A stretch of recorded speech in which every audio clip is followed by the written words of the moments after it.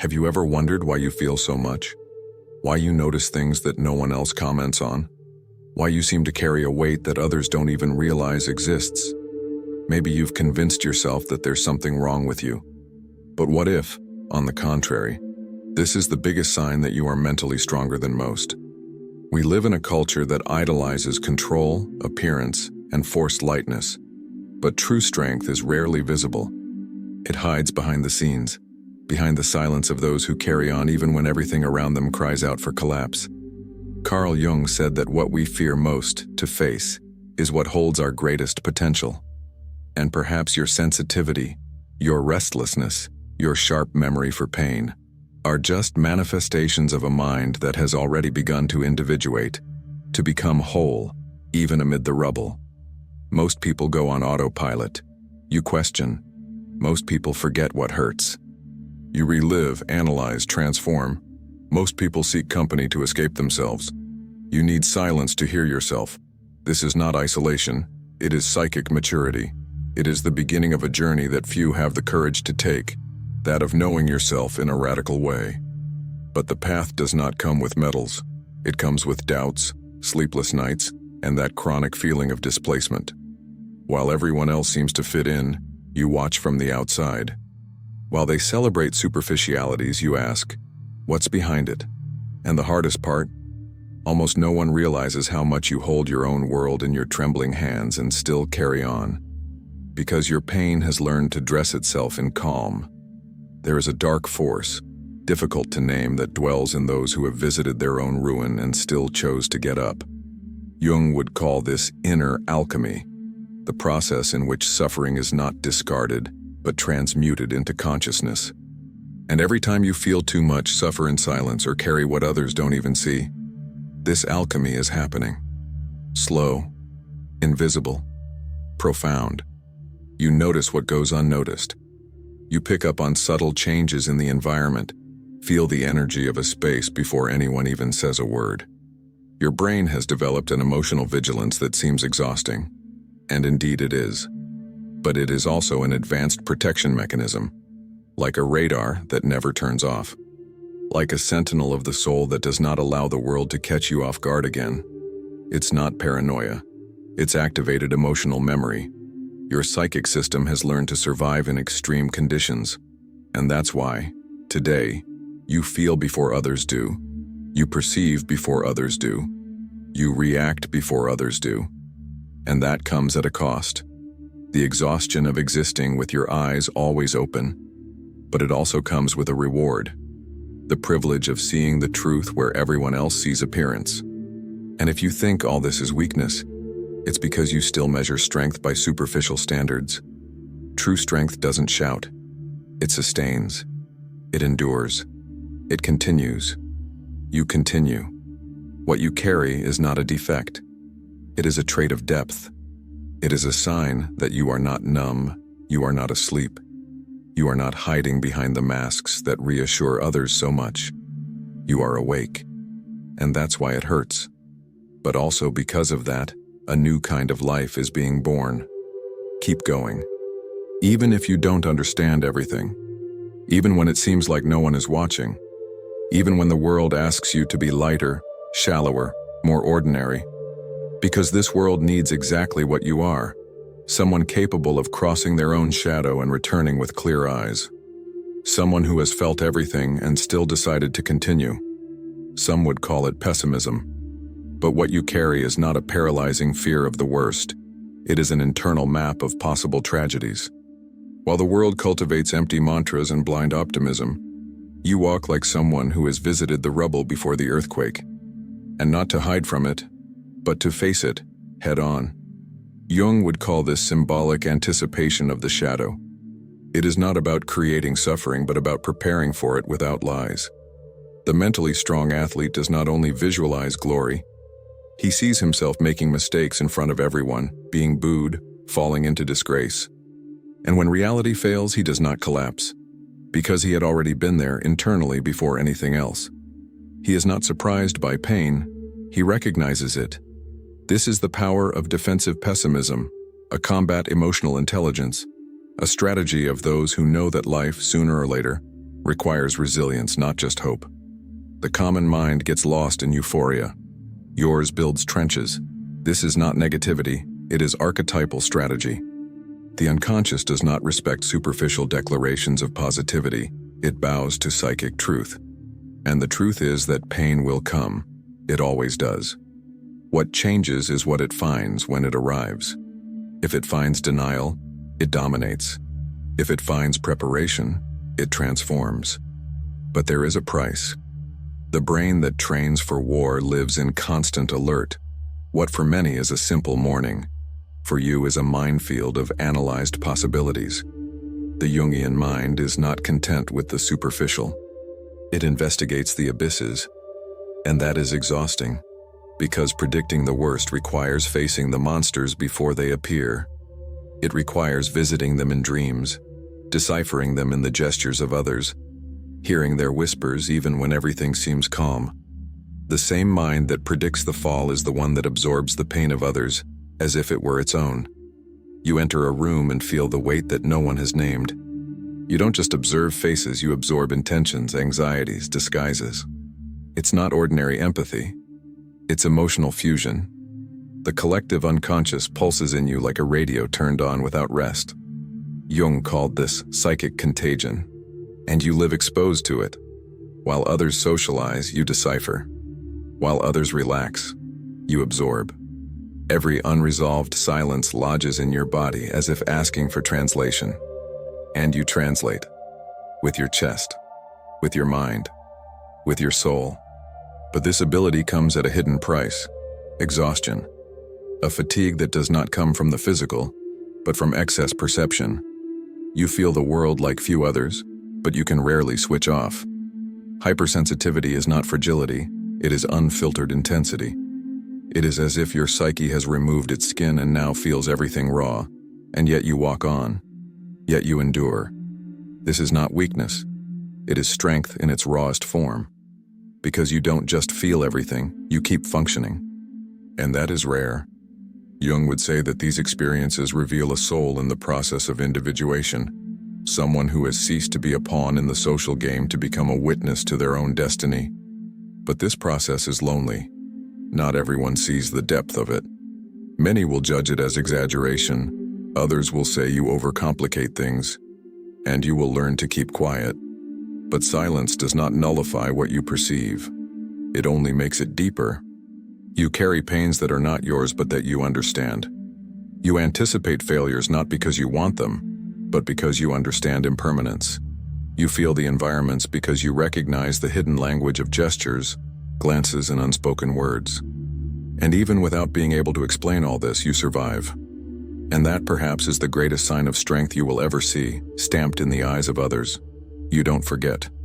While others move on, your brain keeps a detailed record of the mistakes, the slips, the embarrassments that many prefer to bury. That ill-placed word, the expression on the other person's face, the silence that hurt more than a scream. For others, these are accidents of memory. For you, they are living records, always ready to reappear when the world seems too calm. This persistent memory is not a punishment. It is a mechanism of psychic survival. Jung understood that the unconscious does not forget. It archives. And what returns because it still has something to say. You don't revisit these moments to torture yourself. You revisit them because there is a piece of you there trying to learn, trying to prevent the pain from repeating itself. Your brain does not want punishment, it wants prevention. It is not cruel, it is vigilant. There is a part of you that acts as a critical observer, an instance that does not accept easy justifications, that analyzes every movement of your own soul with surgical precision. It is the expanded consciousness, what Jung called the ego in the process of individuation. It is not the vain ego, but the awakening ego. And this awakening hurts because it does not mask, it does not distort, it reveals. That's why you don't feel comfortable in crowds. While most people seek the warmth of the group, you feel that something is lost there, as if your mind needs more space to breathe. You observe the collective laughter and wonder what lies behind it. You feel the discomfort disguised in empty words. You perceive the artificial effort in attempts to connect. And all of this weighs heavily. You don't shy away from people out of arrogance, you just can't stand the noise of superficiality for too long.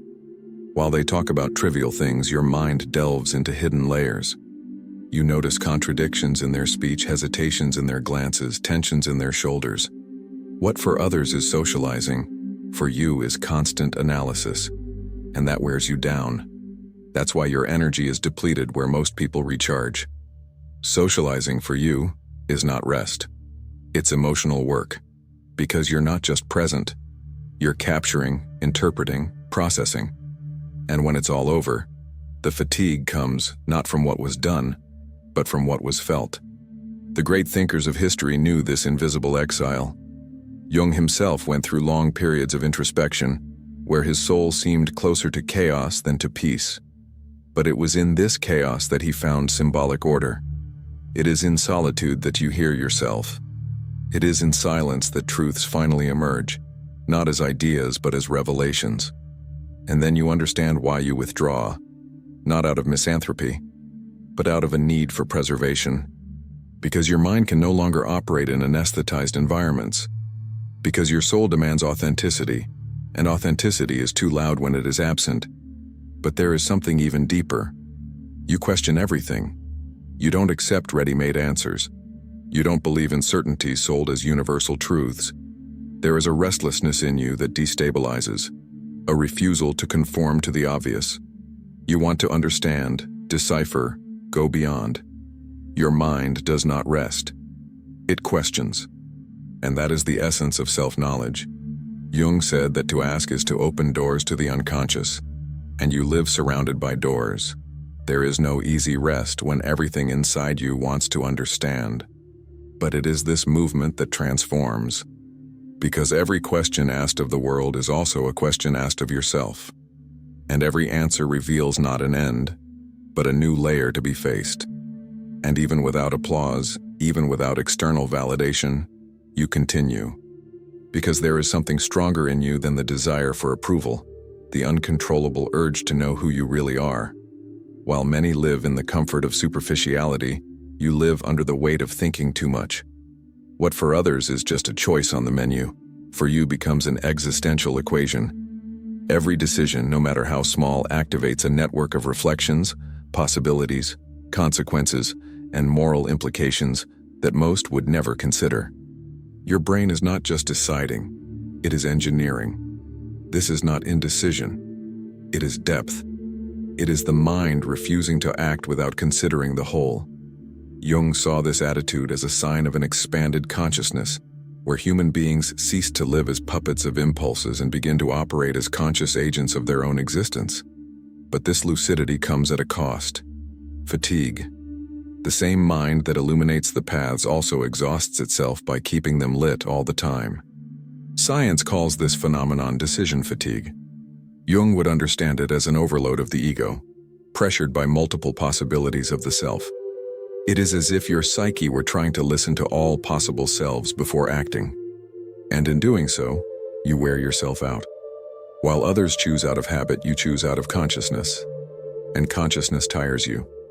So, when the day is over, you feel like you've crossed an invisible battlefield. The accumulated decisions have drained your psychic energy, and now even choosing between pizza or salad seems like a cosmic decision. You are not weak. You are exhausted from thinking deeply in a world that values speed. And then comes the other challenge, recovery. It's not enough to sleep. It's not enough to rest your body. You need inner silence, mental space, emotional isolation. After a social event, your mind doesn't relax. It processes. Every word spoken, every glance received, every silence exchanged enters your system like files that need to be organized, analyzed, understood. Science calls this high sensory sensitivity. Jung would call it symbolic amplification. Your mind doesn't just experience events. It symbolizes them, reconstructs them, integrates them into an inner mosaic where everything has meaning. And it is this silent process, almost invisible to others, that requires hours of emotional recovery. While others rest after a party, you need to rebuild yourself. Your soul functions like an antenna. It picks up signals that no one else sees, and you pay the price for it. But it is this same mechanism that allows you to perceive emotional nuances, identify invisible risks, and see truths hidden in small details. And even when compliments come your way, you reject them, as if your mind were saying, it's still not enough. It's not about low self-esteem. It's about an internal code, a constant call for improvement. While others seek validation, you seek integrity. And to do that, you can't settle. Jung spoke of the process of individuation as a continuous journey of integration between what one is and what one can be. And that journey requires you to reject stagnation disguised as praise. Because accepting applause before its time is like sitting on the side of the road thinking you've reached your destination. But you know there's still a long way to go. This rejection of applause is not pride, it is humility in the form of a demand. It is as if there were a silent voice inside you saying, don't be fooled by partial achievements. Keep going. The road does not end here. There is more to you than others see. And you know that. Even when you doubt. This internal conflict between external recognition and internal demands is what fuels your strength. Because it prevents you from stopping too soon. It forces you to dive deeper, to explore new layers, to never be satisfied with what has already been revealed. And therein lies your uniqueness. Exhaustion doesn't just come from what you do. It comes from what you feel without being able to explain. It comes from the weight of being fully present in every interaction, from observing everything, absorbing everything, processing everything. Others come back from a meeting and feel relieved. You come back and feel your brain is exhausted. Because while they were smiling and talking, your mind was in full swing, cross-referencing data, interpreting silences, detecting invisible ruptures. This ability to sense what lies between the lines, to pick up on what is not said, is not a social weakness. It is a form of hidden intelligence. Carl Jung saw the sensitive soul as a bridge between worlds, the visible and the invisible. When you need time to recover from a simple encounter, it is not because you are fragile. It is because you were present with an intensity that others do not even notice. While they hear words, you hear intentions. While they see expressions, you see internal conflicts. Your mind works with the raw material of the collective unconscious, and that takes time. It requires silence, it requires solitude, not as an escape, but as reconstruction. But there is something even more hidden. You don't allow yourself to believe that you are as good as others say you are. When they praise you, you smile on the outside and remain silent on the inside. Because there is something in you that rejects the comfort of validation, not because of insecurity, but because of a rare kind of self-demand, one that knows that the journey is far from over. It's as if each compliment turns on a warning light, a reminder that there is more to do, more to integrate, more to understand. You don't seek applause, you seek wholeness. And you know that wholeness does not come from applause, but from confronting what is still in the shadows. Science calls this negativity bias, the brain's tendency to give more weight to what is wrong than to what is right. But Jung would see something deeper here, the archetypal impulse of self-transformation, the soul's refusal to settle, the inner calling that does not allow you to be satisfied with the present, because there is always an after that needs to be prepared for. This impulse is what sets you apart from so many others. While many rest on their laurels, you feel you need to keep going, not out of vanity, but out of conscience, because you know that what is praised today may not be enough tomorrow, because you understand that apparent stability is often the beginning of stagnation. This inner drive, this refusal to surrender to the comfort zone, is one of the highest forms of mental strength. There is no audience for this. There is no medal, but there is a kind of peace that only those who continue to seek themselves can feel. And so you go on, even when you are tired, even when you are misunderstood, even when you sometimes doubt yourself. You go on, because you know that there is something inside you that still needs to be born. And that birth requires pain that others are not willing to endure. But you are. You have seen what lies deep within. You have walked the alleys of the unconscious. You have faced parts of yourself that many deny until the end of their lives. And so, even in silence, even without fanfare, you continue to grow. Invisibly, but real. Like roots that deepen while the tree still seems motionless. You may even seem normal. You can laugh, work, take care of your tasks. But inside, there is a sacred battlefield. A silent alchemy between shadow and light, between pain and clarity, between past and potential. And even if no one else sees it, you know. And that's enough. Perhaps the greatest sign of strength is not how much you shine, but how much you continue even when everything inside you seems to be falling apart. There are days when your mind is a silent fire. On the outside, you smile, deliver results, organize your routine. Inside, there is chaos. But you have learned to function anyway. Not as an escape, but as a rare kind of emotional discipline. You did not deny the suffering. You filed it away so that it would not knock you down at the wrong moment. This is not coldness, it is internal structure. Jung would call this archetypal compartmentalization, the ability to keep different parts of the psyche in safe zones, each taking care of its own pain without contaminating the whole. While many collapse at the first sign of failure, you take a deep breath, activate what is most stable in you, and move on. Even when the world inside you is in pieces, you didn't learn this from books. You learned it in practice in the midst of collapse. Maybe it was in childhood, when you had to be strong for others. Or in your youth, when you were forced to mature too quickly. It doesn't matter when it started. The fact is that you became someone capable of maintaining lucidity, even when your soul screams. But this strength has a side effect. It hides. It masks. Others look and don't see. Because your pain has learned to camouflage itself under efficiency, under humor, under apparent stability. The successful CEO who fights silent ghosts. The friend who is always available, hiding internal battles, never revealed. The exemplary professional who wages private wars between one delivery and another. Jung warned about the dangers of the persona, that mask we wear to live in society. When it becomes too rigid, we end up believing that we are only that. And then we lose ourselves. You know this. You know that your strength can become a prison, that your ability to endure can become denial. And so you seek something that few have the courage to seek, balance between power and vulnerability. True mastery is not in appearing unshakable. It is in being real, in feeling everything but not bowing to anything, in keeping your heart exposed without losing your backbone, in being human to the core but still not surrendering to despair. You have learned that you don't have to shout to have power, that you don't have to react to win, that silence is often the greatest demonstration of strength, but there is one last risk. Becoming so good at resisting that you forget how to give in, becoming so skilled at controlling your emotions that you forget how to feel them, becoming so strong that you become impenetrable. And then, pain no longer enters.